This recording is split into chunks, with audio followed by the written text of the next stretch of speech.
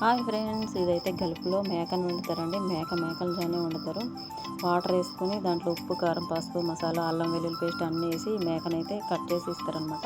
దాంట్లో వేసి బాగా ఉడికించిన తర్వాత ఇలా డక్కూసు, దానిపైన అన్నం పైన వేసుకోవడానికి కోడిగుడ్లు, శనగపప్పు, జీడిపప్పు, ద్రాక్ష, ఎండు ద్రాక్ష అన్నీ వేపుకొని పక్కన పెట్టుకుంటారనమాట.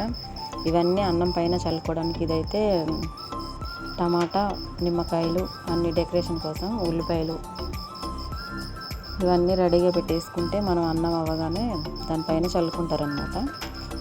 ఇదైతే మేక ఉడికిన తర్వాత దానిపైన పెట్టి ఇది దీంట్లో ఉప్పు, కారం, పసుపు, మసాలా, అల్లం వెల్లుల్లి పేస్ట్, రంగు అన్నీ వేసి ఇలా మేక ఉడకంగానే ఇలా పెట్టి దీన్ని ఫిరంలో పెడతారనమాట. అంటే అదే గ్యాస్కి లోపల గ్యాస్ వస్తుంది, దాని మీద సన్న మంట మీద పెడతారనమాట. మంచిగా వేగినట్టు ఉంటుంది, కానీ ఆయిల్ వాడరు ఇక్కడ.